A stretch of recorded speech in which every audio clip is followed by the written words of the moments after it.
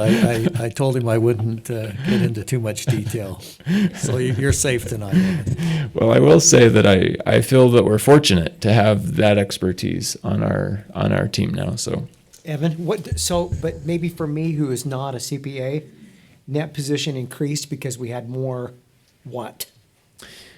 well, it would be a combination of things. We invested quite a bit of money in infrastructure, and so when we put in a new water line, for example, the value of that water line is added to our. So it's more infrastructure, not necessarily an increase in sales tax or something like that. Well, it's cash too. So cash is one of the assets that's factored into this. So it's a combination of things. It's a combination, and this statement puts together all of the departments of the city into one dollar amount. Okay.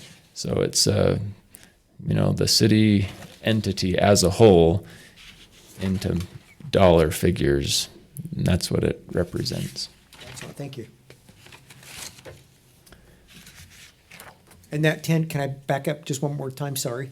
That 10.6 million unrestricted cash, that means, That's actual cash we have in the bank. okay, Some of that is what we've designated for asset repair and replacement, and then the rest is just cash in the various funds, all combined into $1 amount. thank you.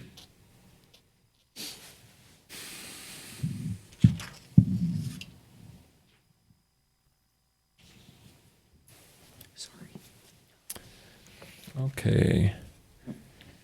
So this, sorry, it's really small. This is the balance sheet for governmental funds. So this statement is not factoring in the enterprise funds or the utility funds. So we have the general fund there, the RDA, CDA fund, aquatic center, capital projects, and transportation projects funds. And I circled at the bottom the total fund balances in those various funds. So at the end of the fiscal year, looks like $1.7 million in the general fund, 1.2 in the RDA, 90 in the aquatic center, 1.7 million in capital projects, and 2.8, I think is what it says, in the transportation funds. So in this case, these are actually dollar amounts. This is not talking about capital assets, but it's money that's available in those funds that has accumulated over the course of time.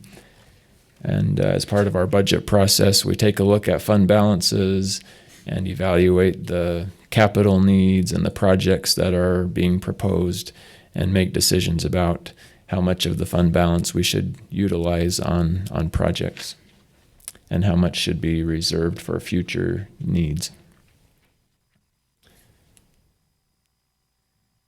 This is the statement of revenues, expenditures, and changes in net position for the proprietary funds, which are the enterprise or utility funds. So this statement shows us that the enterprise funds as a whole have a total net position of $43.8 million. And so that net position dollar amount includes a lot of capital assets in the form of infrastructure, pipes, and so forth that the city has built over the years. So that net position is an increase of $4.7 million over the previous year. When you look at that balance, $5.2 million is unrestricted net position, $1.5 million is restricted for impact fee use. So the city has impact fee balances in the sewer fund, the stormwater fund, just those two on this page. The water fund currently does not have a balance in impact fees. Or you could say that it has a negative balance. And when we say, I guess I better mention that, the city has invested in water infrastructure that serves new development beyond the amount of impact fee money that we have received. So we've used unrestricted water fund balance to pay for the development of new water sources and the installation of new water infrastructure. So we give ourselves credit as far as impact fees go for spending that money on impact fee eligible projects. And so because we give ourselves credit for having done that, we show a negative balance of impact fee money in the water fund. That doesn't mean we spent more money than we have. It just means that we spent unrestricted water fund balance on projects that are eligible for impact fee use. So as impact fee revenues come into the city, they can be applied or paid back to the water fund because we had already used unrestricted fund balance on those projects. Is there confusion there? Just a question on the projects that were utilized, that utilized the funds that kind of made us go in. Are those particular projects going to pay the revenue back when the properties are sold? Because I'm assuming it's the property purchasers that are going to be paying the impact fees, but we put the infrastructure in first. Is that correct? So the main projects I'm thinking of are actually wells. So we put quite a bit of money into developing new wells for the city. So those wells, I mean, in a way they generate money, but they don't generate impact fee money. But over the course of time, as land develops and new homes are built, each new homeowner pays a water impact fee that is going to be served by these new sources of water. And so those impact fee payments come back into the water fund and credit the water fund back for the balance that was used to develop the new sources of water. Gotcha. We good on that? Okay. Okay, well, I think that's it for that slide. This is just a pie graph that shows the division of revenues that come into the general fund. And you can see the largest share of our governmental revenues are taxes. And these are the funds that fund our general services like administration, police, parks, streets, and so forth. Oops. And then this shows the governmental funds expenditures, how those monies are used. The police department and animal control is the red. That's our largest expenditure department. And you can see the breakup of the other departments within the general fund in that diagram there.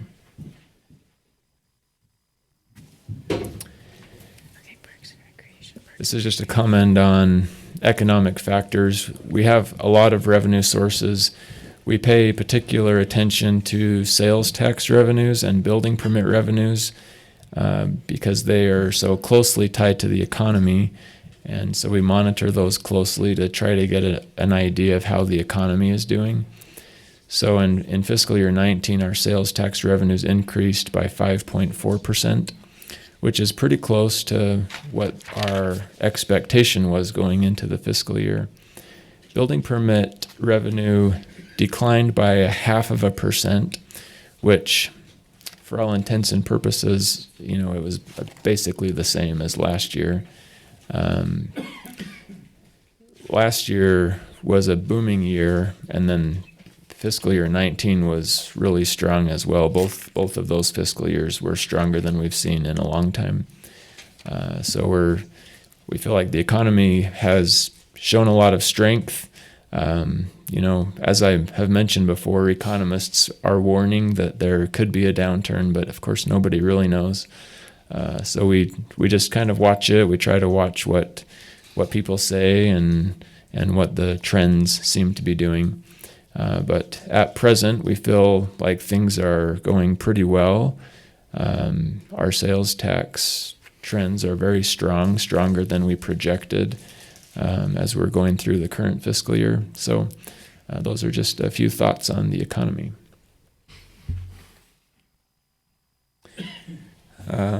Before I go over this list of recommendations, I also wanted to mention that anytime the city receives more than $750,000 in federal grant funding, we're required to do an extra audit called a single audit. And so this report that I handed to you is the single audit report. And the single audit is where the auditors do some extra analysis of how the city has handled the grant funds provided by the federal government. And they prepare this report to render an opinion on that. And this report is submitted to the federal government as an audit report on our expenditure of federal awards. In this fiscal year, we received $786,000.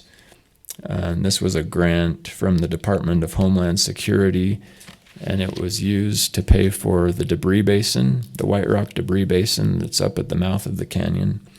So that was the large one that required us to do this single audit.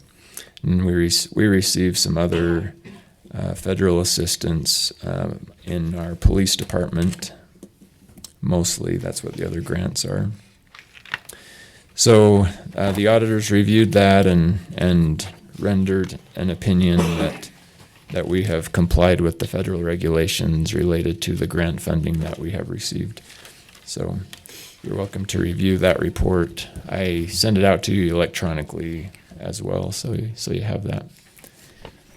Any questions on the single audit?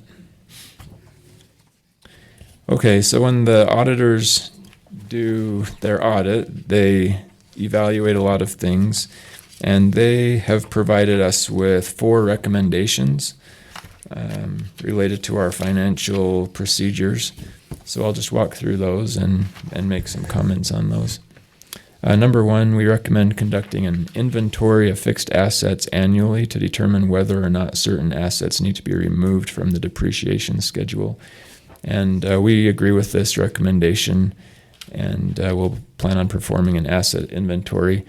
In the past couple of years, we made some changes to the way that we track assets. We used to track assets that were valued at $500 and higher, and that got to be pretty cumbersome. So we've shifted to have our standard align more with what current practices are in other governments.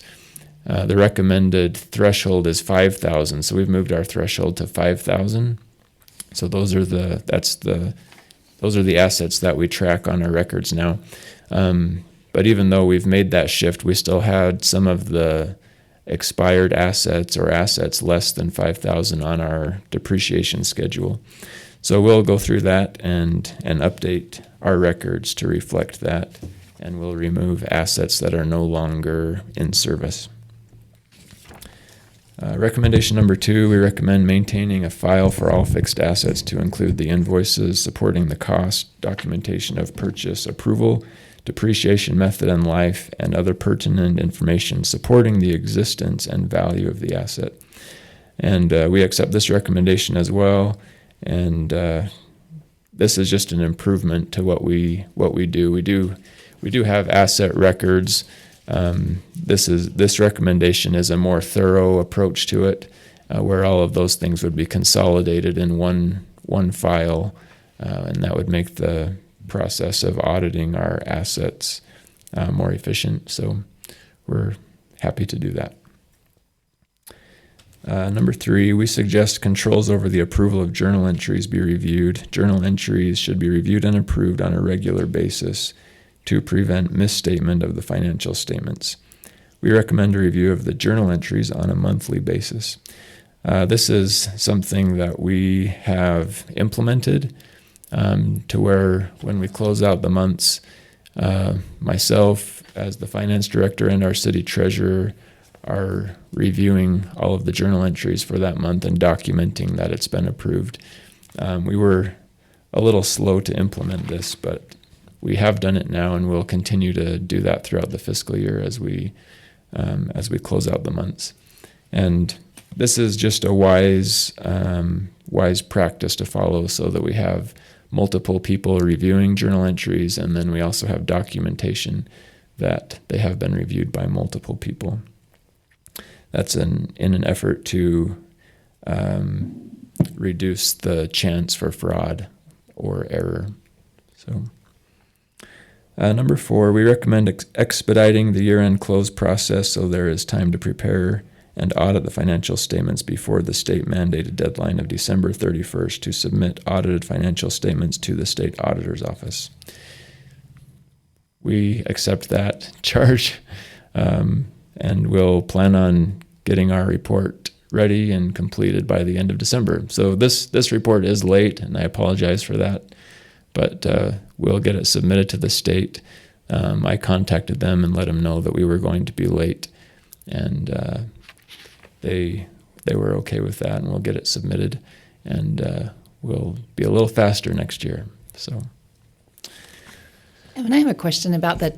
See, now our fiscal year goes from end of July to the end, or is it June to June? June to It's July? July 1st to the end of June. Okay, so our fiscal year ended end of June 2019, and so now you're just preparing the financial statements to be audited and sent down to the state, preferably by year end, by December 31st. Right. Okay, so you've got that 6-month time right. to. They give okay. you 6 months to do it, and right. we took 7. Sorry. Sometimes that happens. Well, next year it won't. Next year. So that is my report. We'll have the auditor come up and share a few things with you. Do you have any questions for me before I sit down? Okay. I'll turn the time over to David Rogers, our auditor from Davis and Bott.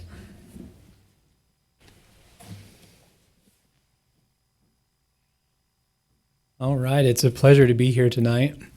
Evan stole most of my thunder. He went over some of the things that I was going to go over, so I'll just touch on a couple of things and then see if you have any questions for me. In the front of the audited financial statements, a couple pages back where you've got the, I don't know what color that is, beige colored paper. This is our auditor's report. And this is basically the most 2 or 3 most important pages in the audit report, because this is where we issue our opinion.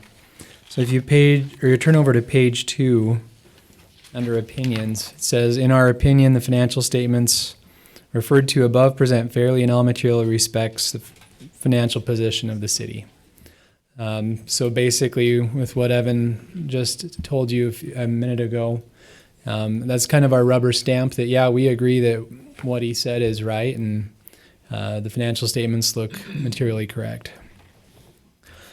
Towards the back of your report, there's also some other reports from us that are included in here. If you go past page 59, it starts with our reports, and there's the management report. And this basically is just talking about some of the responsibilities that the city has and some of the things that we are going to be doing as auditors. The first letter is a report on internal control. Now, when we look at internal controls, we're not looking to see that the internal controls are working every minute of every day, but we look at them to see if they're designed properly, that they should be able to prevent or detect and correct internal control weaknesses or problems that could occur. And so as we go through that, we try to understand how the internal controls are developed, and then we plan our audit procedures accordingly to kind of test those and make sure that things are looking good. In this letter, it talks about significant deficiencies and material weaknesses. You didn't have either. So the internal controls, as far as we can tell, are in place and working well, and we gave a few recommendations on some things that could improve the processes, which Evan already went over. A couple of pages beyond that, you have the state compliance report. So as Evan mentioned, we are tasked with looking at some of the regulations that the state requires. We look at things such as the impact fees, Class C road money. There's a list here on page 3 of all the different things that we look at. And from what we looked at, there weren't any state compliance issues. So there's a clean report there as well. And then in the communication with governance, the last few pages in that packet, that's where we talk about, some of the assumptions that are in the audit. We talk about some of the big estimates, such as depreciation and compensated absences, which are things that aren't. They're they're estimates. I mean, so depreciation, we're estimating how long this asset is going to last. Compensated absences, we're guessing we're going to pay out this much for somebody's sick leave that hasn't been used. So those are some estimates, where most of the other things in the financial statements are, we know we have this much cash in the bank. We know we have this many receivables. So we just have to disclose there some of the bigger estimates. We didn't have any difficulties in performing the audit. Evan and his staff were great to work with. And Christensen, Palmer, and Ambrose, who helped prepare the financial statements, were good to work with. If we could move up the timeline, like Evan said, and get it done before December 31st, that would be great. There weren't any disagreements with management. We got a management representation letter signed, which is part of the audit. It basically says these are the things that management agrees to take responsibility for. And then we talk about the recommendations that Evan already went over. So I will skip going through those again. Just to touch briefly on the single audit report. Evan told you the purpose of that because you had over $750,000 of expenditures of federal grants, that's required. Clean opinion on that as well. So everything looked good.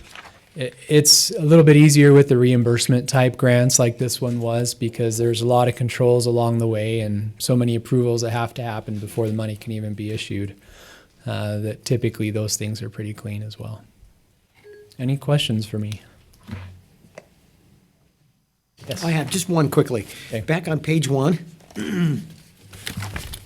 It's the Okay, first I'll have the document. letters.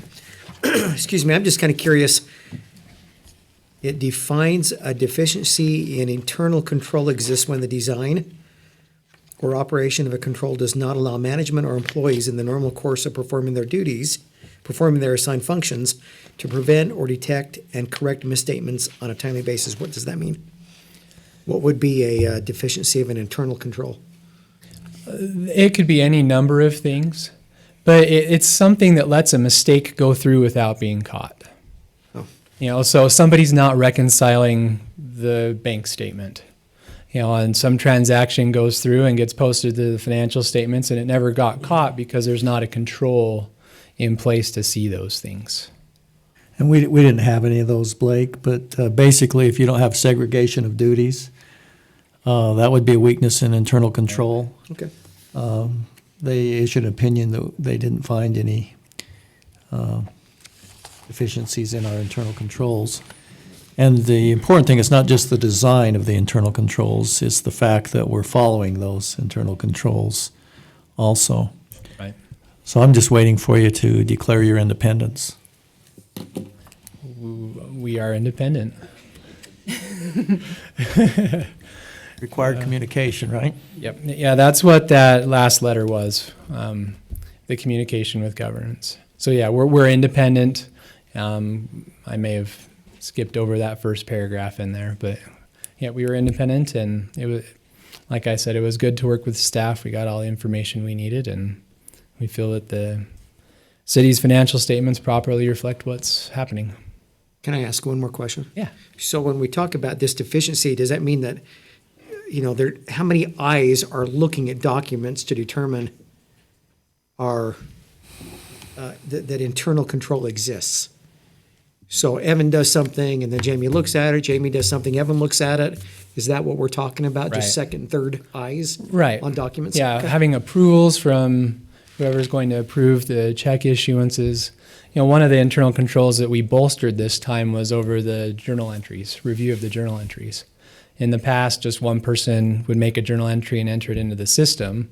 There could be a mistake there that may not get caught, or somebody could intentionally do something that would misstate the financial statements. But if you have somebody else looking at it, a mistake should be caught, or somebody trying to do something wrong, should also be caught by somebody else looking at it.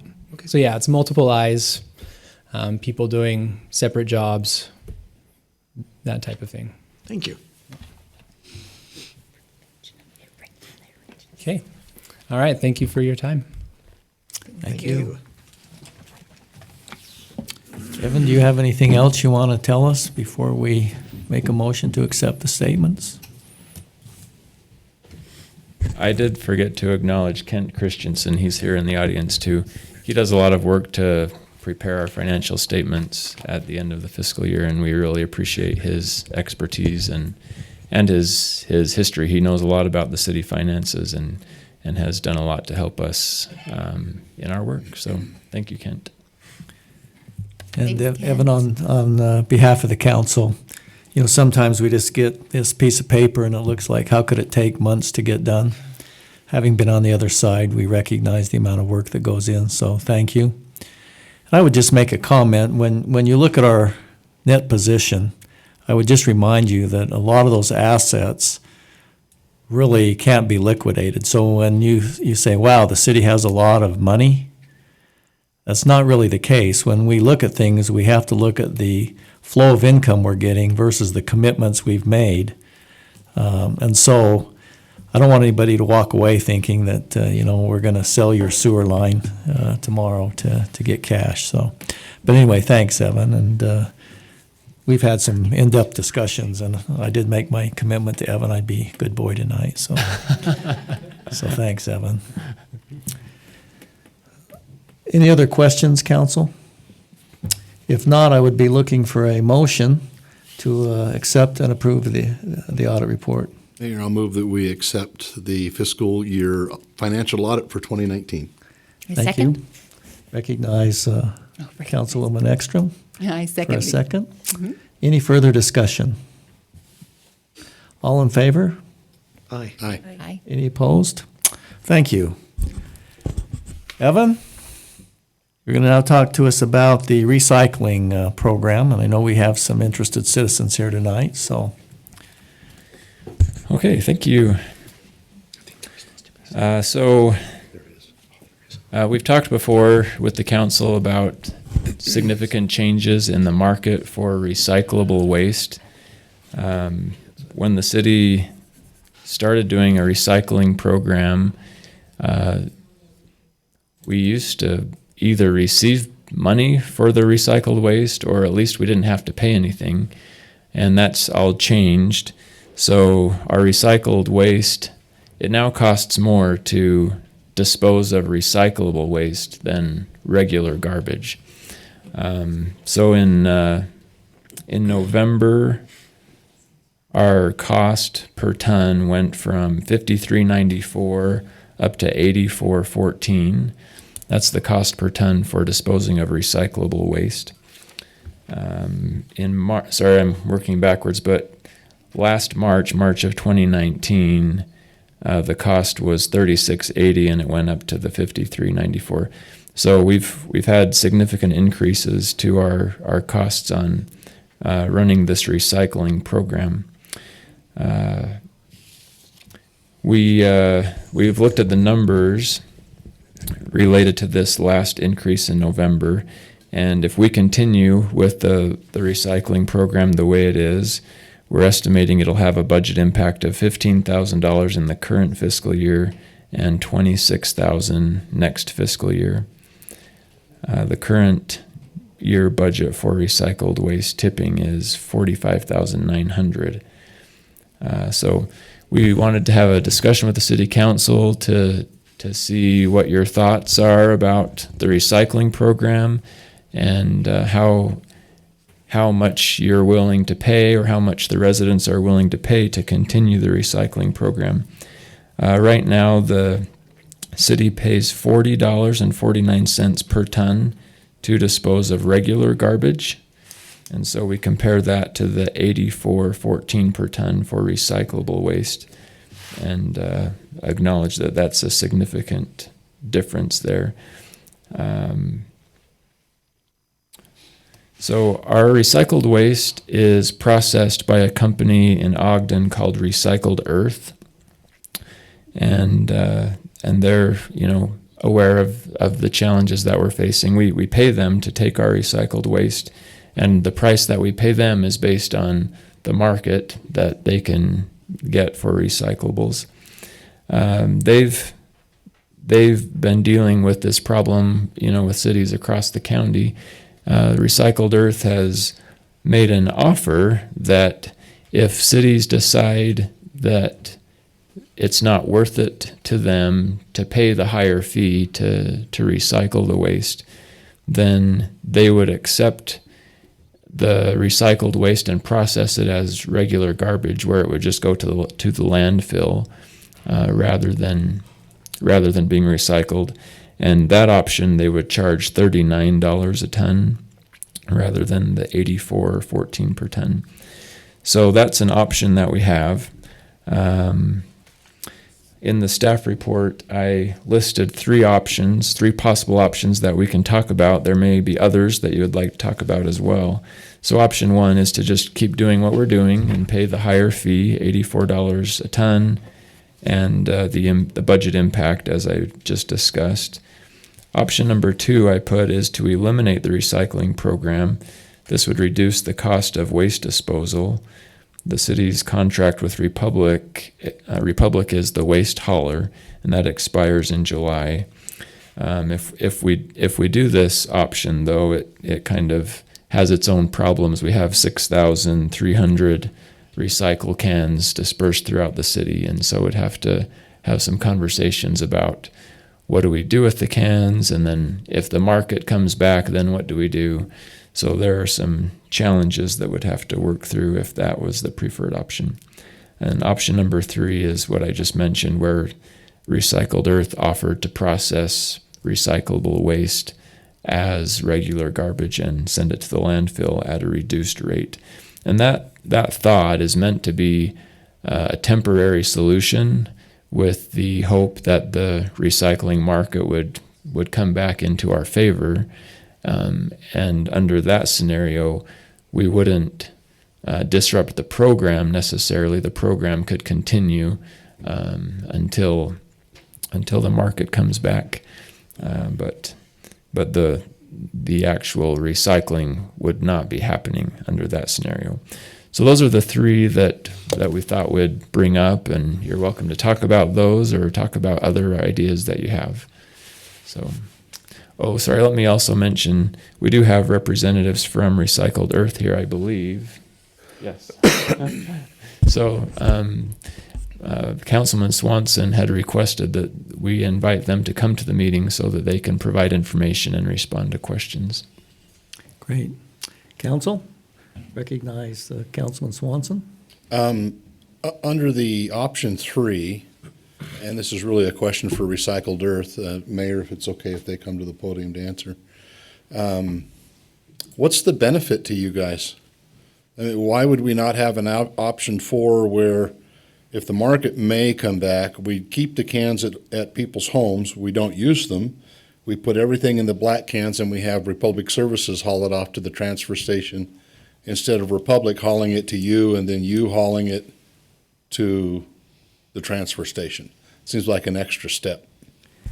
Can you state your name for us, too? David Rawson, the owner of Recycled Earth.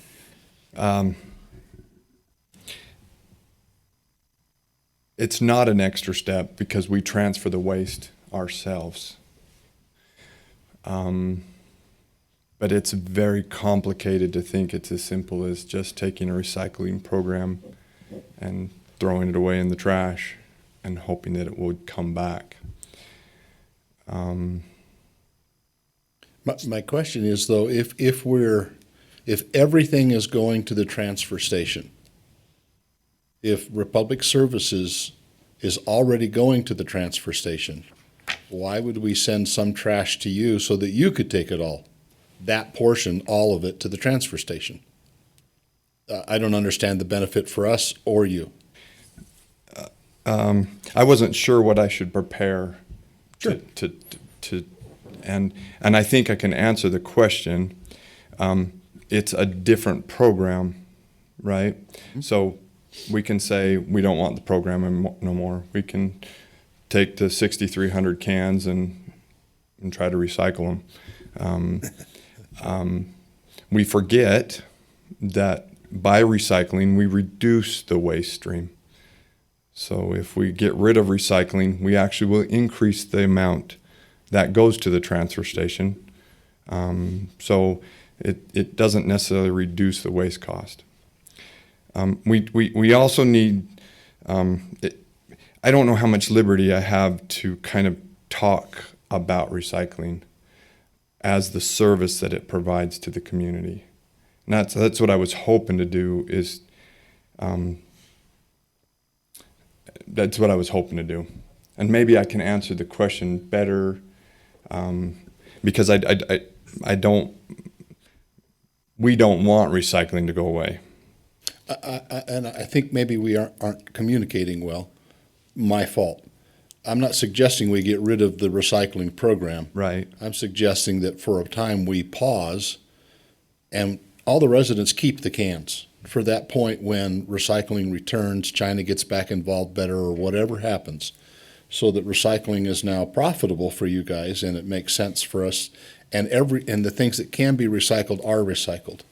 During that pause on our recycling program, cans are still out. Why not just have Republic Services take everything, just pick up everything and take it to the landfill or to the transfer station? Phil, I'm wondering if, obviously, these folks want to stay in business, so when the recycling comes back, they have to have a profit in doing this at $39. It's just a common thing to keep in business, right? Right. Well, that's the question I'm asking. So, yeah, Where's the I think benefit?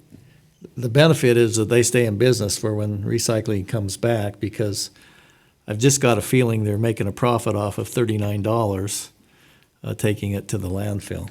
It's actually less than Republic's. So that might be, it's hard for somebody to stand up and say, yeah, we're making money off of you, right? But at some point in time, you have to stay in business in hopes that recycling comes back and it's profitable for you, to the extent And it the has been. reality is, are we going to stay in business?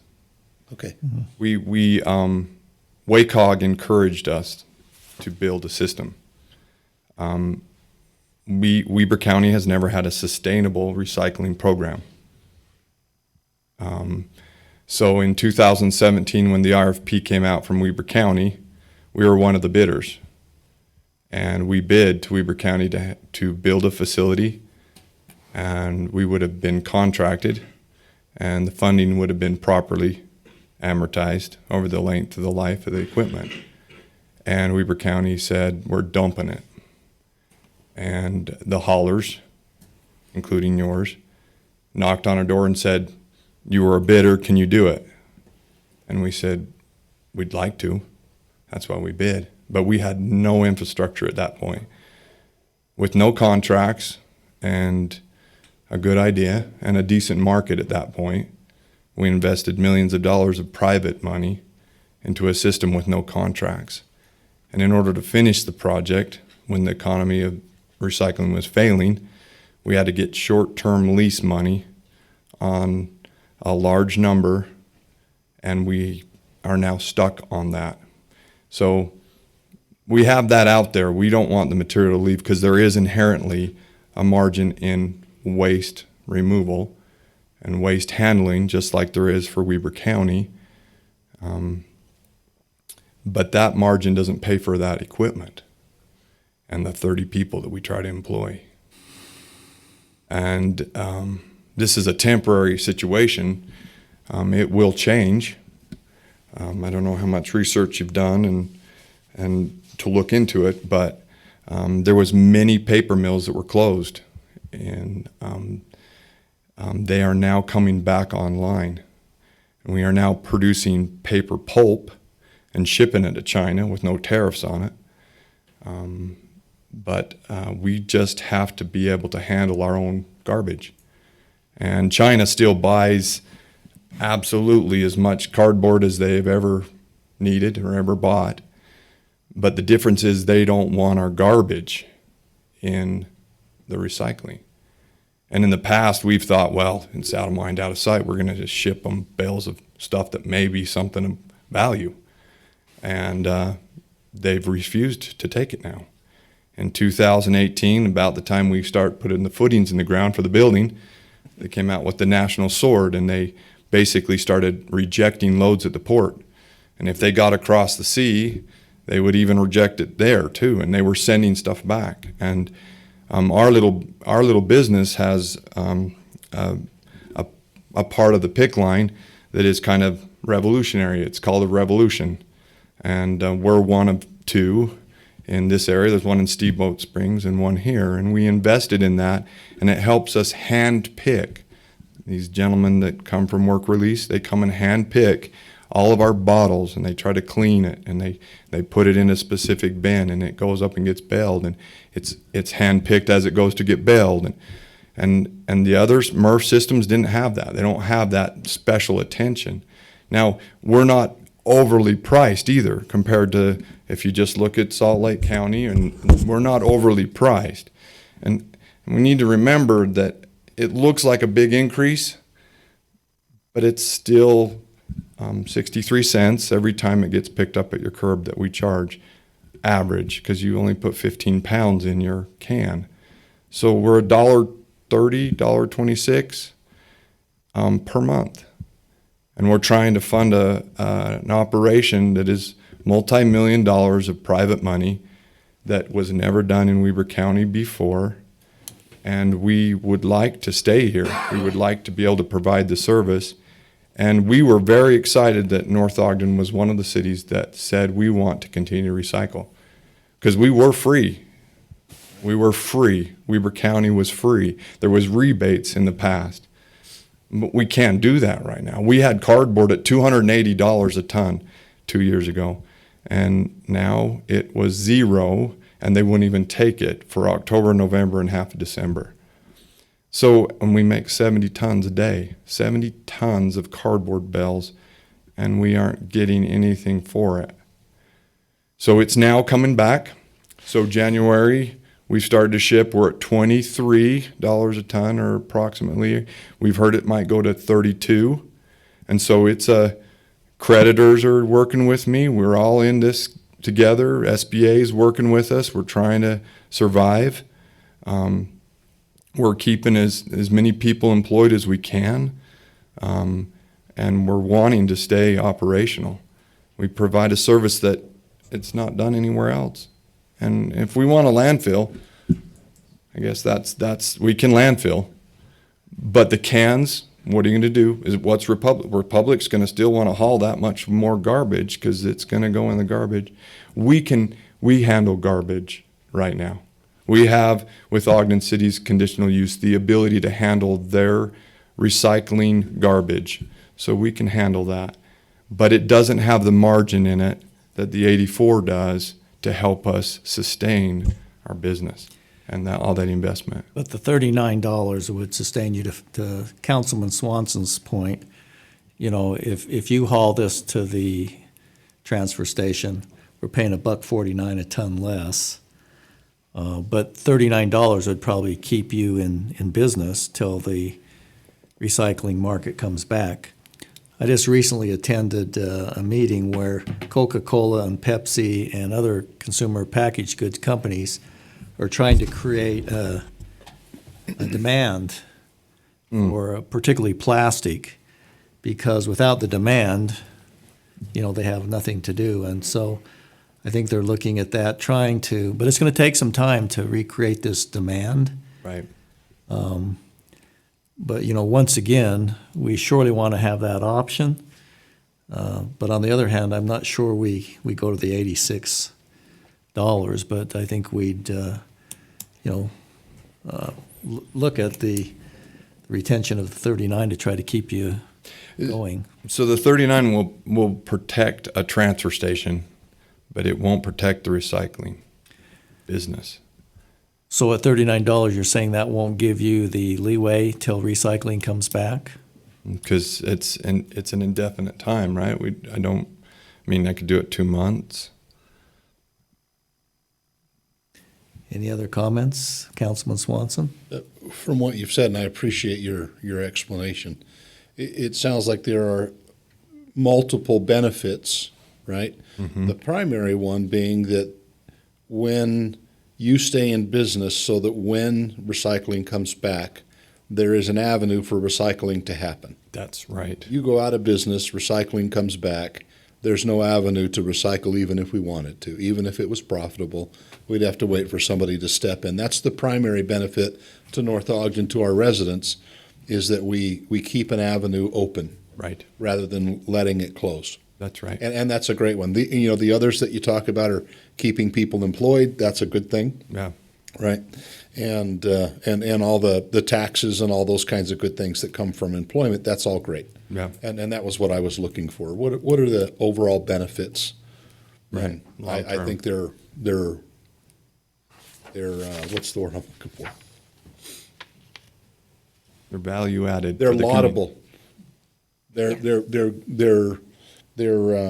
Worth investment. they're what? They're worth the investment. They are worth the investment. Yeah. And we you have to have the good with the bad. There was times when it was really good, and it really was like this. We don't really realize what we were doing to our third world countries, right? And now we just have to take a little bit more responsibility. If the sewer plant needed to charge a little bit more because biosolids can't be composted, we're going to have to pay, right? This is a service. That's what it is. It's a service. And we have businesses in our community that needs this service. And we're trying to do that. And then and to speak of the point of how much actually gets recycled, I mean, we can provide a really great. I brought some pictures of the loads that came in today from North Ogden, and I don't want to make you nervous about it, but it's our reality. And you can pass it around. That was today's loads. Came in, I think, about 11 o'clock. Oh, wow. Nice pizza box. And that's not the worst. Little Caesars.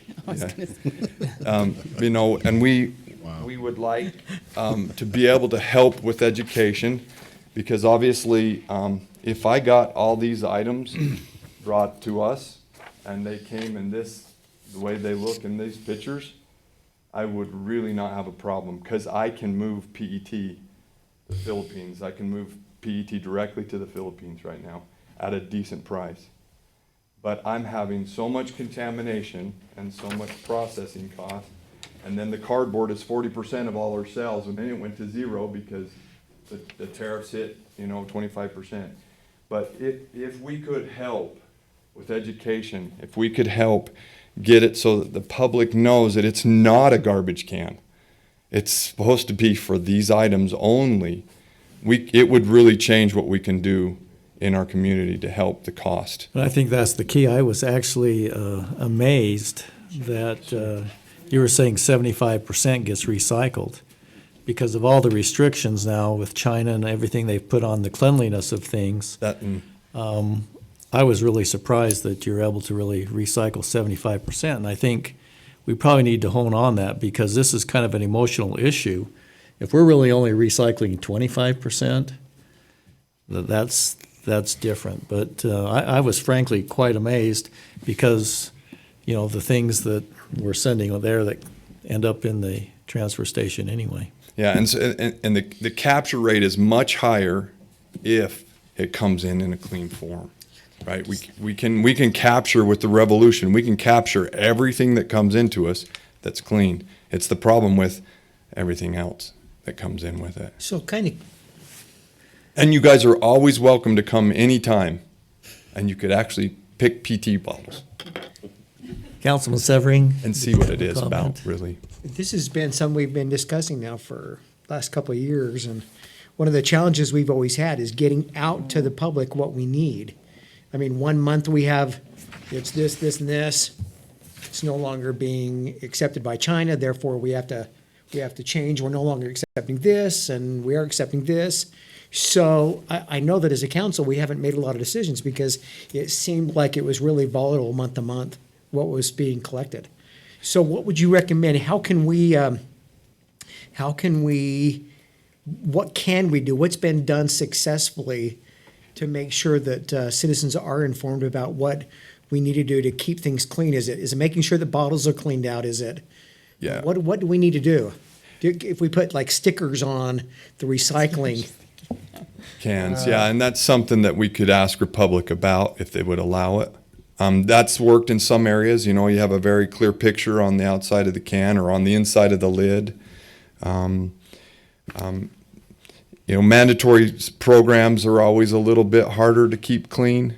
The opt-in program is a little easier to keep clean. I think people kind of take advantage of the extra can. opt-in meaning that we could say to all of our citizens, okay, if you're going to do this, It's got we're going to give you a can, but you have to make sure that you cleaned out the bottles of ragu, and you've got to make sure peanut that butter. Peanut Peanut butter's butter. horrible. I can't get it out. Anyways, yeah. And we could participate with maybe making a flyer that can be sent in the utility bill. Send him down there. So David, I have a question.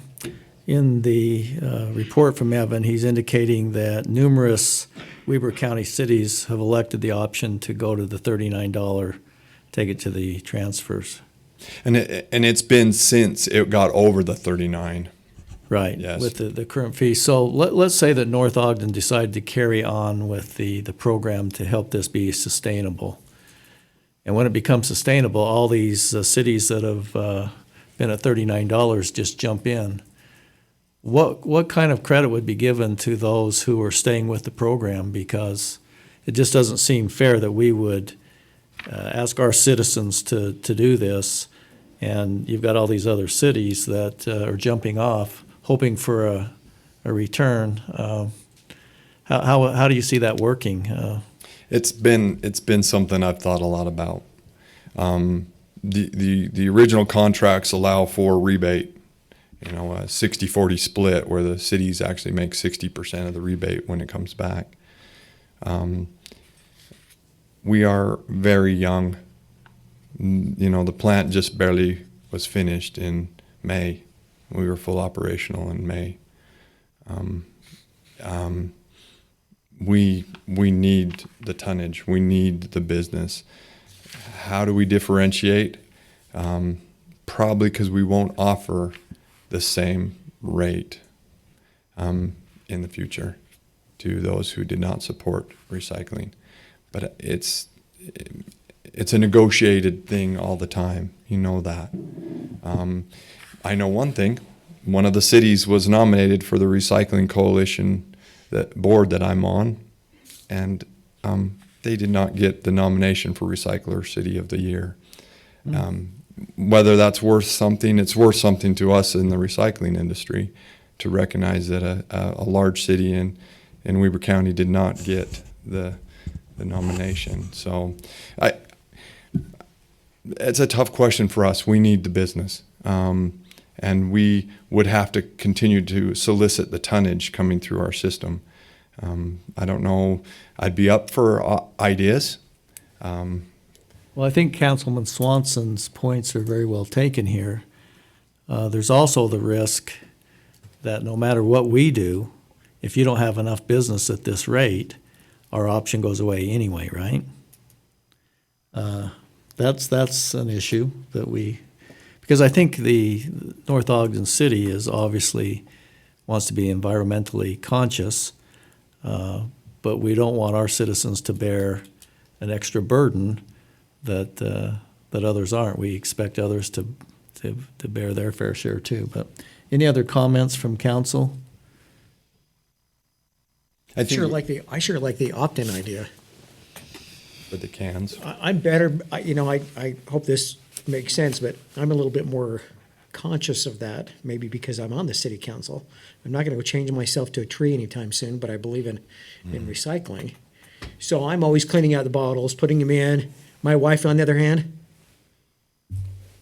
she won't take the time to clean them out for nothing. So if we're giving people the right to opt in, hopefully we're getting the people who are gonna take the time to clean it out, and it benefits you in the long run too. Because there's a lot, I don't mind as a city councilman to vote for, yes, a yay for 84.14 a ton, because I can see a lot of additional benefits from the recycling program. But if only 25% of it is actually really usable, is that what I'm understanding? No, 75% of, Oh, okay, that's what I just have that back. I wish it were 100, but So help me understand this, I missed the opt-in, I guess. well, opt-in meaning that we could say to the citizens, okay, if you're gonna do this, it needs to be done right.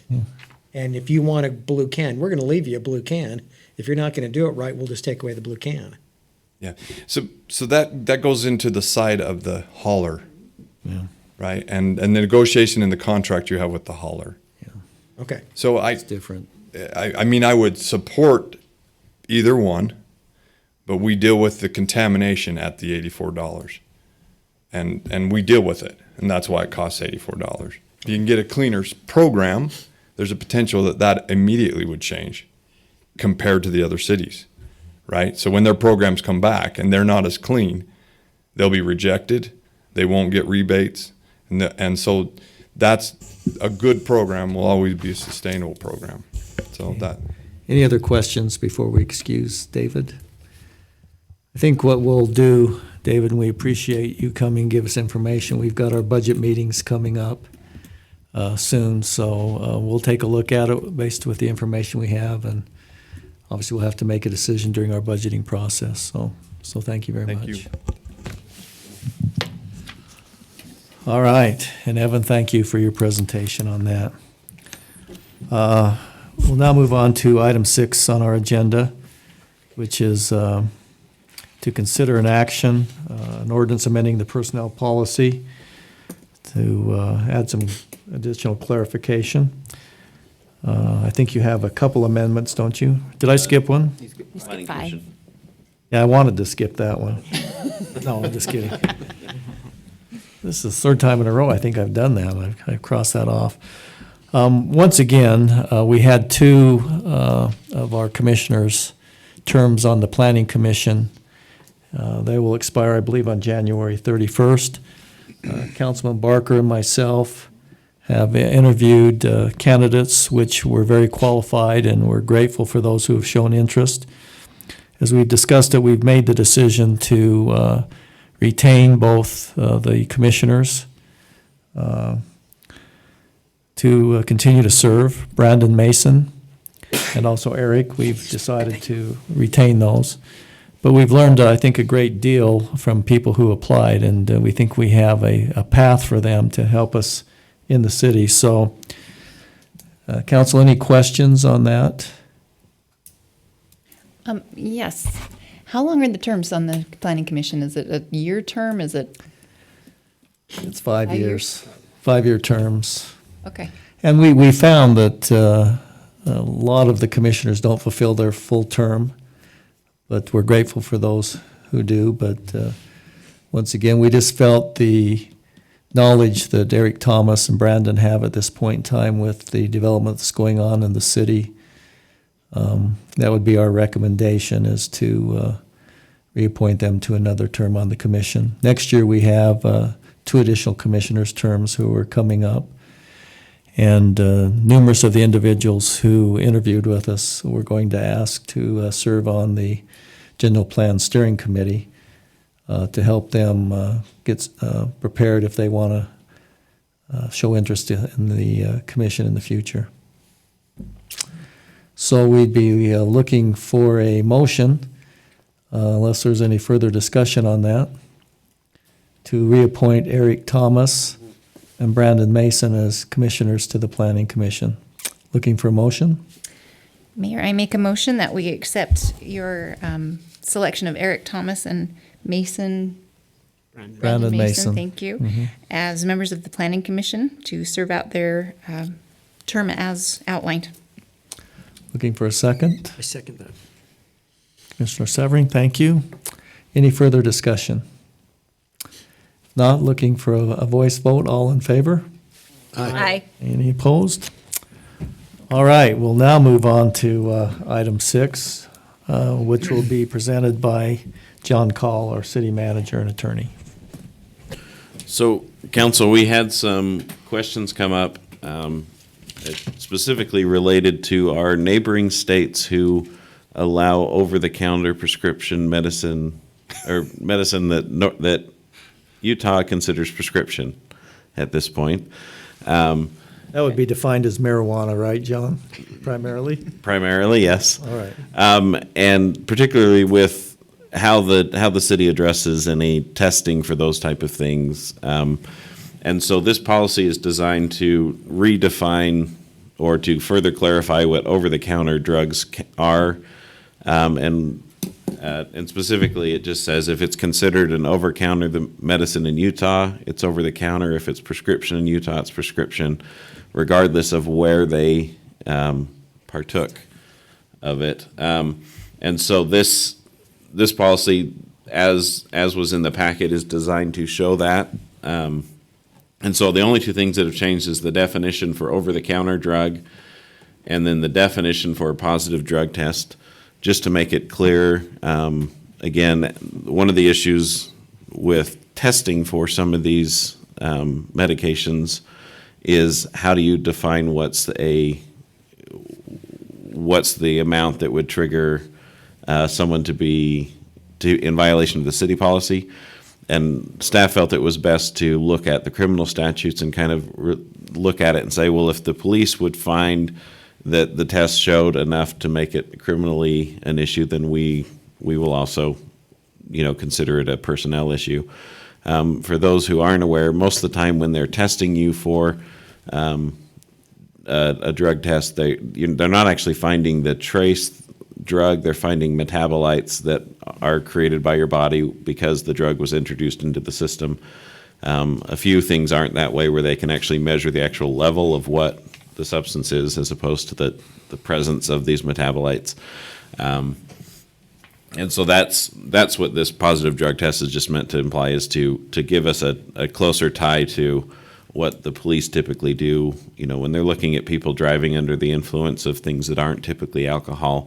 They're testing for those metabolites. And then in discussions with the mayor, as he reviewed the packet, he identified a few other issues in our code. So we've made a few more tweaks to the policy that we'd like the council to consider. And it should pop up here. Specifically, this relates to over-the-counter medications. We had a policy that said anyone who's taking any over-the-counter medication has to tell the city they're doing so. It's on the border of that HIPAA violation. What does the city really need to be entitled to? So in this paragraph 6 under C, it eliminates the idea that people have to tell the city. It still requires them to operate safely and take the medication as provided, but it doesn't require any clearance from the city. There might be some instances where individuals have additional requirements under CDLs and things like that, but that's tied into their CDL license. If someone's taking Ambien at 8 in the morning before they come into work, that might not necessarily satisfy. But the language in this section still gives the city the ability to identify if there is an issue, even with over-the-counter medication, and help people work through it. But it wouldn't be treated criminally like a prescription medication. So, I think the key here, as we read through this, just my personal opinion, this was a little overreach into people's personal lives, because in essence, this required every city employee to report if they were taking an over-the-counter drug, which is hard to comply with, but I believe, has some HIPAA implications. So I appreciate John making that adjustment, because I'm not sure many of the city employees maybe knew that they were supposed to do that.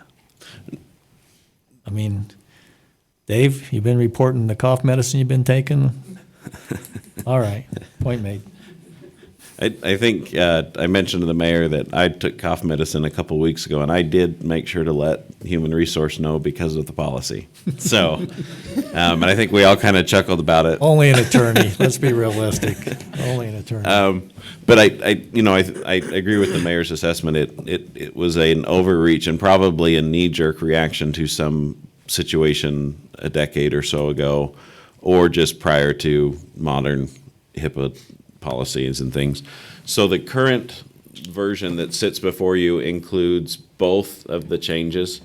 The one that was already in your packet and shown, where it redefined the definitions for over-the-counter as well as the positive drug test, and then the additional removal of that language we just talked about for over-the-counter medication and reporting that to the city. Are there any other questions? There are also a few typographical errors that have been found. And so we would just in this motion, if the council would allow us the flexibility to clean up the grammar issues as part of this and implement it, I think there'll be clear fixes that just would be easy to do by the staff. Those with English degrees and who love that sort of thing. So that's what staff would recommend. Any questions or comments from council? Question, point of order. Councilwoman Ekstrom, we recognize you. Thank you. Yeah, I just had a question. So basically, we're trying to take out so somebody doesn't have to come say, oh, I have a headache, I just took an Advil and report it to because that does seem a little overboard. I think maybe, so if we got it so that it's just, if it's Yeah. over the counter, We've got it you covered. can keep it to Yes. yourself. Yeah, that's Okay, thank what you. the change makes, yes. Any other questions from council before we look for a motion to approve this ordinance? If not, I'd be looking for a motion to, this is ordinance 2020-1.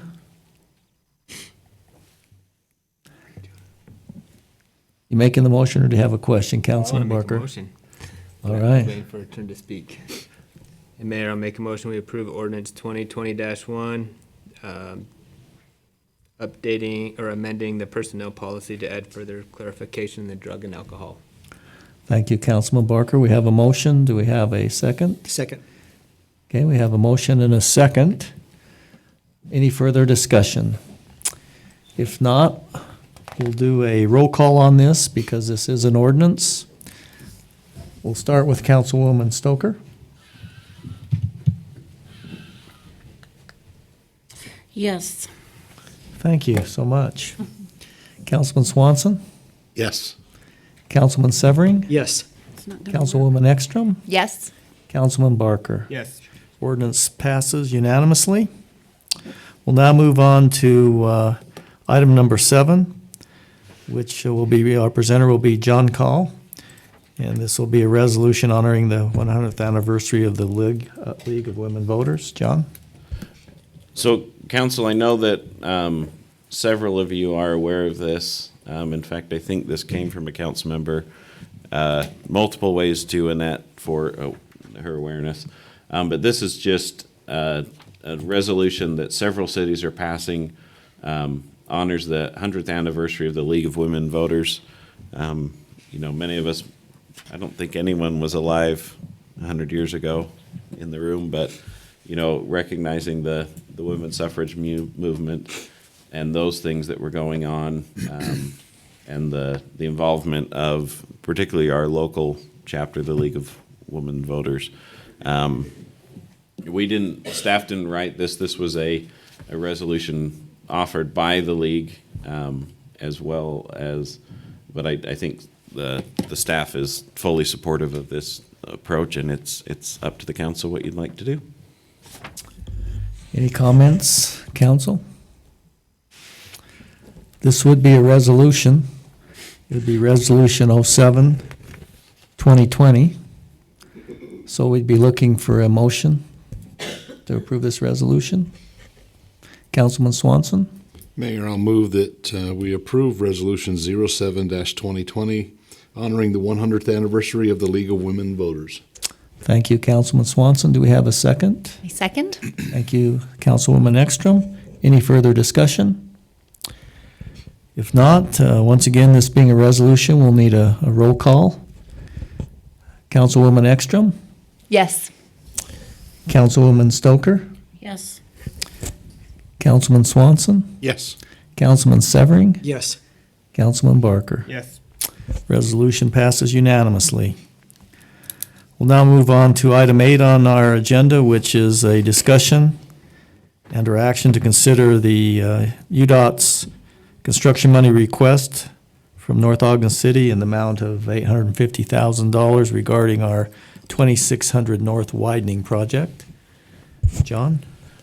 So, council, the intersection project, the widening projects, there's some complications that have happened. Not happened, but it used to be 3 projects. Now it's 2 projects. The two projects that were combined was the improvements to the intersection that has always been planned to be a UDOT project, and the extension of 2600 North between the intersection and the library, which was originally contemplated as a city-funded city project, completely separate from the intersection.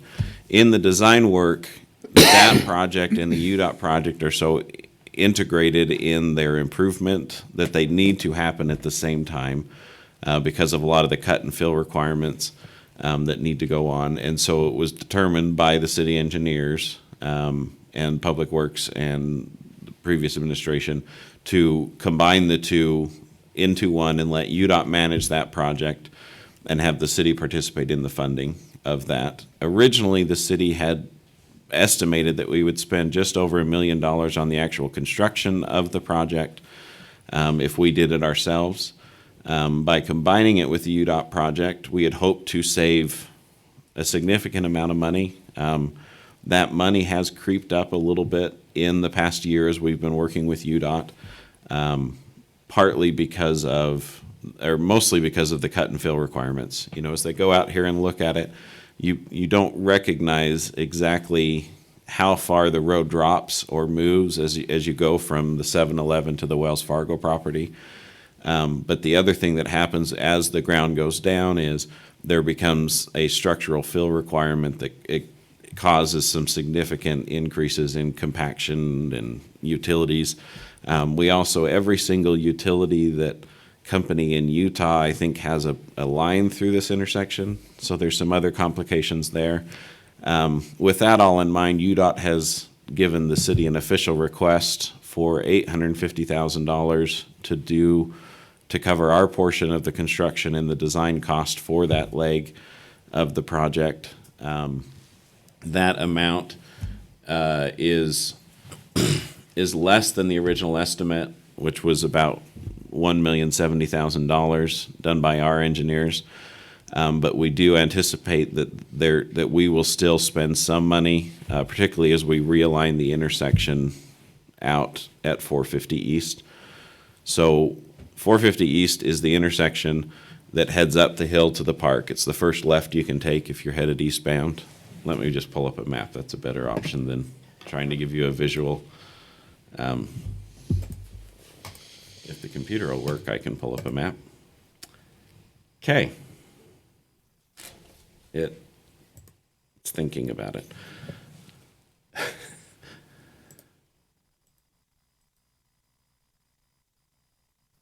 Okay, so the internet doesn't like us today. But the idea would be that the intersection will be realigned to match up what I affectionately call the Fizz intersection with 450 East. So I'm going to go over here and just point it out so it's clear. So right now, those of you who have traveled westbound on 2600 North at any particular time of the day, notice that there's some stacking that occurs of cars trying to turn left behind the Ace Building into Smith's or to get to their Fizz Fix. addiction. Is that the right word? Fix. It's the Fizz fix, yeah. And so what this will do is actually take this entrance and pull it a little bit east to match up to the 450 East road that's directly across. So it'll function and feel more like an intersection, even though there'll still be a ramp as you enter and things that make it clear that it's not an actual intersection. It's just, it'll allow for a safer left-hand movements through this area and less conflicting, is the hope. It is expensive though. The current estimate for that is about $280,000, and we're still working on the details of that project. And that's not what's before you tonight. I just don't want that to surprise the council. One of the documents that was attached to the letter from UDOT was an old estimate of the UDOT funding request that put the anticipated funds from the city at just over $2 million. And it's more likely that that estimate is about $2.3 million. We won't have a firm number until we get a quote from contractors on our portion, which is the leg headed north up to Washington above 2650. But with this request from UDOT, there's two things that we're hoping to ask for, or that we will ask for, and we're hoping they will agree to. One is that the $850 is paid to them after July 1st, so we can just include it in next budget year. That's a twofold request. One, it means we don't have to amend the budget this year, but two, we are going to request that WACOG allow us to shuffle some of the money that we had scheduled for the northern leg down to this leg that was construction approved money to help offset this $850,000 UDOT's asking for. And then the other request for UDOT is to put it in as a basic, this is all you get, $850. If you go over because of, asphalt prices or something changes, it's on you, it's on UDOT. Their budget is slightly larger than the city budget. And so we're hoping that those two requests could be accommodated in the agreement that they'll give to us, that we'll bring to the council for an approval, just to make it clear that they can't come back and say, oh, wait, we need another $200,000. So that's the request before you is to support the idea of letting UDOT know the council's approved the money and we're ready for that cooperative agreement for them to fill it out and send it back to us. Right now, the plan is still to start the project at the end of March, and you'll start seeing equipment moving. There's still a few pieces that are moving, particularly just some acquisition pieces that shouldn't hold us up, but we're still working with UDOT and the landowners to make sure that we've got everything ironed out and ready to move forward. John, correct me if I'm wrong here, but some of this is reimbursable as we spend. Some is advancing money, so we're going to have to put some additional city funds out for a while till we get reimbursed. But overall, right now, we're looking at about $2.3 million of city money going into this project. And it Conditional upon some things, but right now, and that's correct. And understand it's about $1 million. It's about $11 million total project. If you take the UDOT portion and the city's portions, it's with all the acquisition. I was about 13.4 when I added everything up. I'm not that good with numbers. You're a CPA. And so, yes, that's correct, Mayor. So, but I think, as you look at what we're facing and the growth in the city and what's happening there, doing nothing is not the answer. And I think we're pretty committed to the project with the money that's been spent and everything. So, council, any questions for John? Councilman Ekstrom? Councilwoman Ekstrom, excuse me, we just... That's okay. You can actually, I was going to ask if you just wanted to call us all council member. No, it just made it easier. But, so this intersection here that's connecting 450 to the Fizz parking lot, I guess, for lack of a better term, that is something down the line that's not included in this project, but this is just... It is in this project? It's not included in the 850 because Okay. UDOT is only doing sidewalk to sidewalk. But the realignment that will come on this portion of the property it will be a city cost. And so, That's in the 2.3 million. but that's in that 2.3. Okay, so now, help me understand. 2600 is being widened up farther, correct? So are we going to have a turning lane there? 2600 will be 2 lanes each direction and a middle lane to 475 East. Okay, At 475 East, the eastbound lane will be a right turn only, so they'll have to turn behind the library and come around the city. okay, And it's also across the street, that's when the westbound lane will split into 2 lanes. So as you come in front of the library, the 2 lanes will start once you get right past the library. And then down here, with pulling the Fizz entrance this way, or the Smith's entrance, there will be a dedicated left-hand turn lane in that middle turn pocket. okay, That fantastic. will allow stacking about to this point, several more cars than are typically piled up there right now, as well as there'll still be a left-hand turn to go up the hill, and left-hand turn movements across as well, as there are now. Yeah, so everything from the intersection to here will be what we'd call a 5-lane road. Okay, so in lining it up, what is that land? Who owns the land directly across the street from the intersection there? The city does, we bought the houses and tore them down about Okay. 2 years ago. Right, getting a picture in my mind. Okay, so is the idea to then close off where the entrance is now, so nobody will be able to turn? That's not going to be like a huge wide driveway, right? It's just Moving going to it be east. just moving it east. So we'll. So it'll start back here and curve and then come up, and then this will become landscaping and parking stalls. Okay. All right. Perfect. Thank you. Just needed a picture in my head. Councilman Swanson? Mayor, it might be helpful if Joyce, or you or John could bring up page 331 of the packet. That has the actual lanes drawn and might give you a little bit better idea of what's going to happen on that section. While he's pulling that up, I think we need to recognize anytime roads go down from 2 lanes to 1, we're still going to have some bottlenecking occur. It'll just be minimized. It won't be eliminated. But at this point in time, this is, I think, the best we can do with our resources.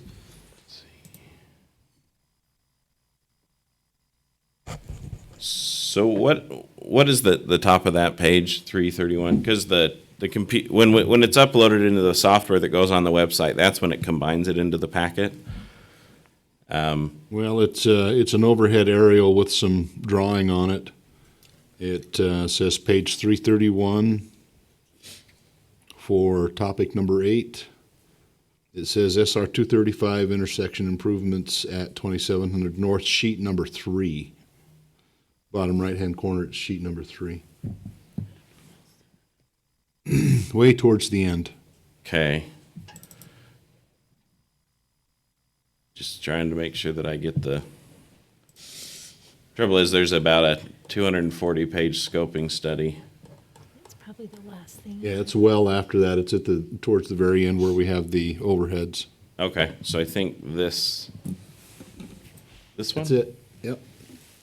I'm going to turn the light off because that's a little hard to see.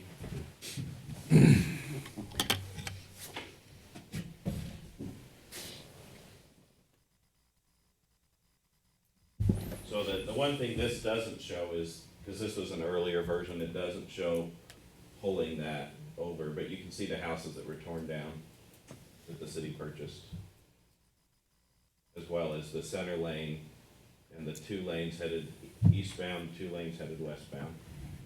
Yeah, the update's a lot different. Not a lot different. But with it pulling this here, it some of these left-hand movements changed, but it was done to satisfy UDOT's engineers on safety at that intersection, and our engineer, Lauren, has signed off on it as well. Anything else, Councilman Swanson? No. Any other comments from council? If not, then we would be looking for an approval to expend the $850,000 to UDOT for this project. Any further discussion? Then we'll look for a roll call vote. Councilman Swanson? Have we had a motion yet, Mayor? Oh, I thought we asked, I'm sorry. I thought we asked for the motion, but I got a little ahead of myself. Looking for a motion to expend the $850,000. Mayor, I make a motion to approve the expenditure of $850,000 for the 2600 North widening project. Thank you, Councilwoman Ekstrom. Who's second that? Councilman Swanson? Or Severing? Who's seconding this? I don't want any fights at the end of the... He was the deal. faster than I was. He's- All right, we'll go with Councilman Severing's second. Any further discussion? If not, now we'll go to a roll call vote. Councilman Swanson? Yes. Councilman Severing? Yes. Councilwoman Ekstrom? Yes. Councilman Barker? Yes. Councilwoman Stoker? Yes. All right, thank you. That would complete our agenda items. We'll now open it up for additional public comments, if any.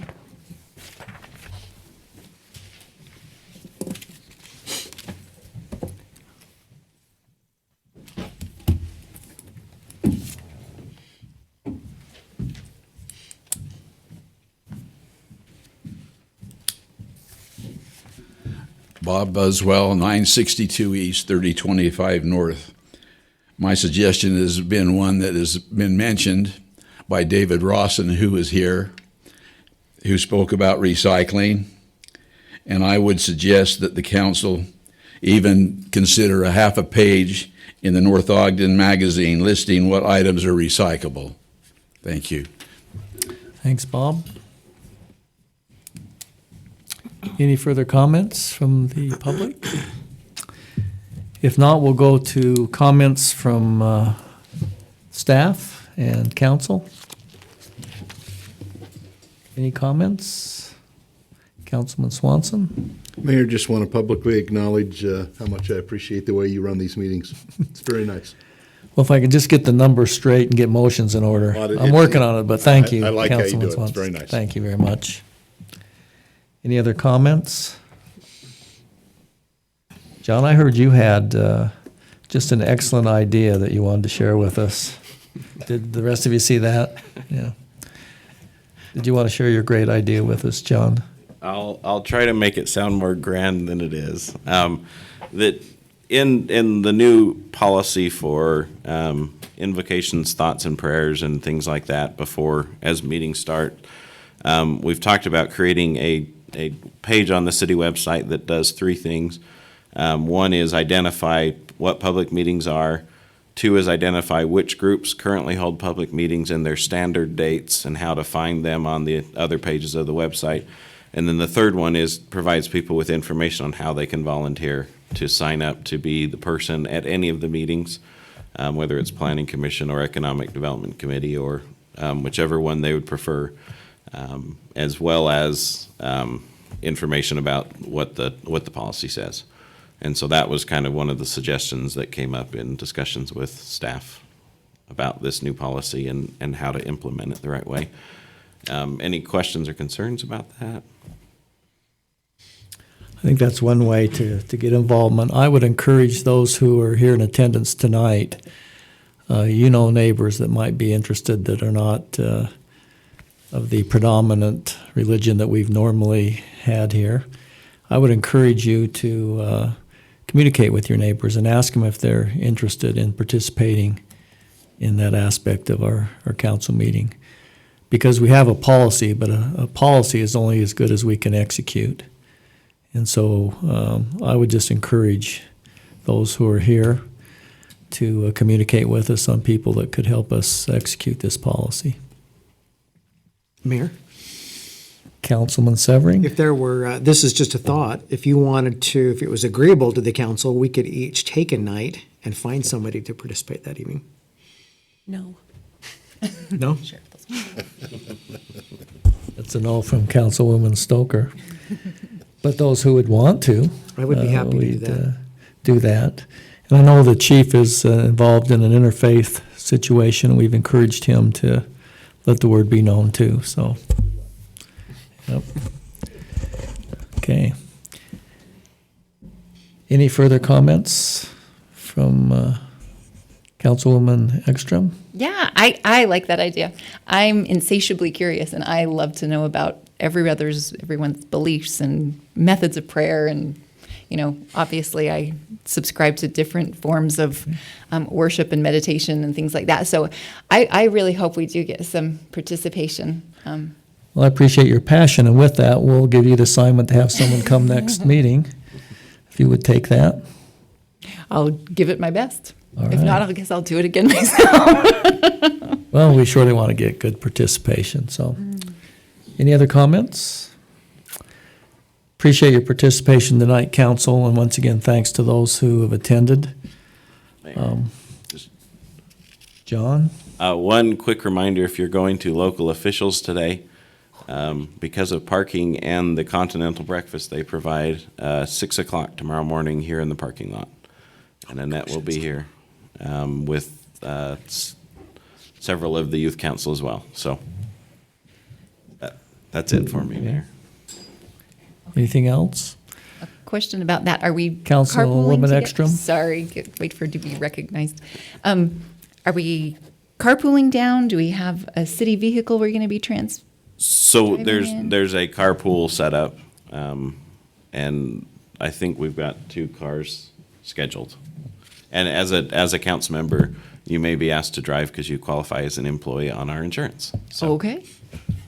Let me know if I need to bring the big car. And just one other comment to remind staff to put on the agenda next time some appointments to the General Planning Steering Committee and Economic Development to get other people involved.